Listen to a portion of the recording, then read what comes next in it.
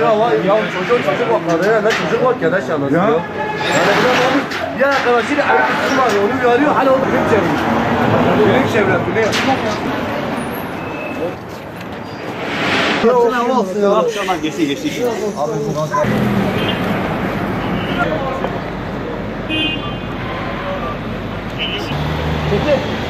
Sıdık.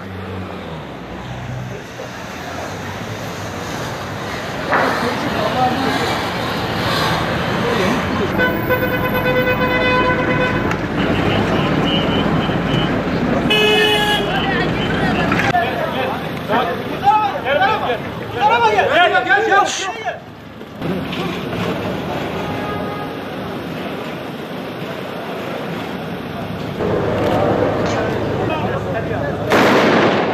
Olanları herkes görüyor. Her iki taraf da görüyor. Devlet de görüyor. PKK da görüyor. Önemli olan herkes bundan bir sonuç çıkartmasıdır.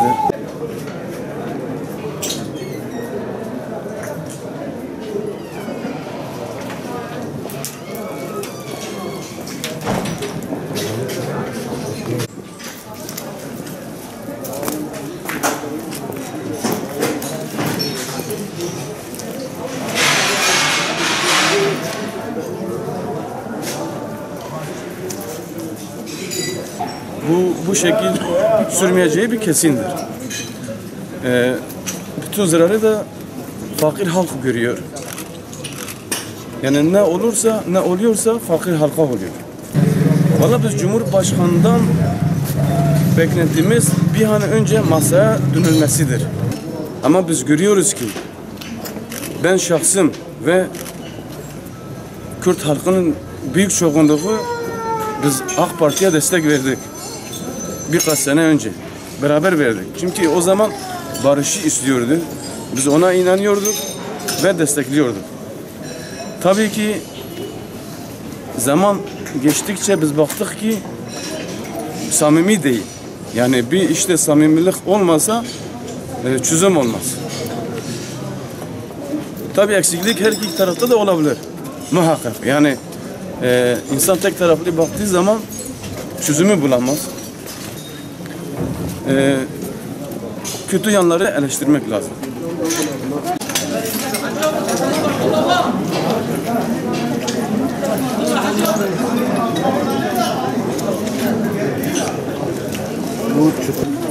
Onun için biz bir an önce barışı istiyoruz. Barışı bekliyoruz. Tahir Elçi sıradan bir insan değildi. Barışı isteyen bir insandı. Şu anda onun kanı hala burada olması ve hiçbir yetkilinin burada olmaması bizi çok üzüyor. Bizi çok üzüyor.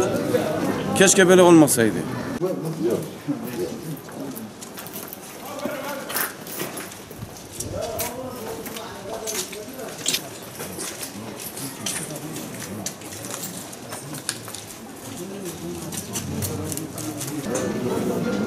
Yani biz bir an önce barışı bekliyoruz Kürt halkı olarak. Barış olmazsa olmaz. Bu işin sonu yoktur. Hükümetten bir an önce masayı açıp masaya davet etmesi lazım. Eğer hükümet Kürt temsilcilerini masaya davet ederse, onlar masada kaçarlarsa o zaman her şey açığa çıkar. Kürt halkı da bunu görür. Ne yazık ki biz görüyoruz ki bunlar barış diye bağırıyorlar. Onun için biz hükümetten bir an önce masaya dönülmesini acilen bekliyoruz. Çünkü burada acıyı gören bizleriz. Bu acıyı bu da var. Türk halkının da bizi görmesi lazım. Bu olayları görmesi lazım. Gerekirse heyetler şeklinde buraya gelip buradaki durumu bizzatı görürse çok daha faydalı olur, isabetli olur. Yani insan yanılıyor. Onların da desteğini bekliyoruz. Çözümü için. Yani onlar da çözüm istemesi lazım.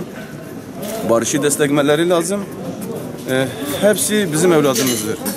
burada polislerin ölmesi bize acı veriyor. Yani o şekilde polisler ölmemesi lazım. Diğer tarafta Kürt gençleri ölmemesi lazım.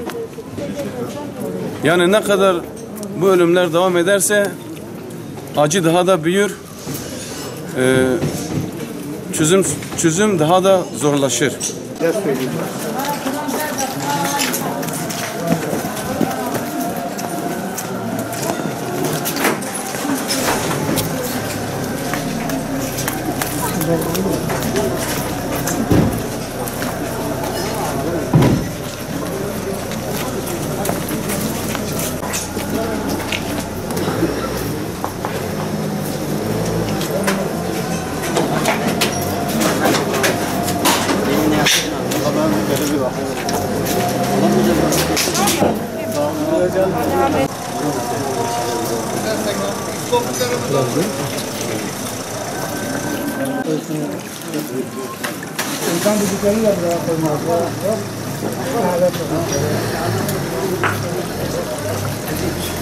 İş işten geçmeden bir an önce çözüm masasına dönülmesi lazım.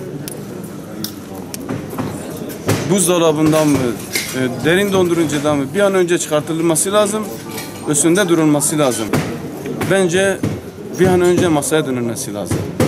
Güzel konuştun.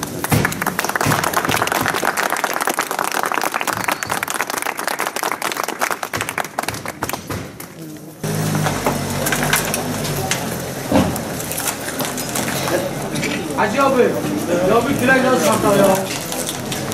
Baba gidiyor.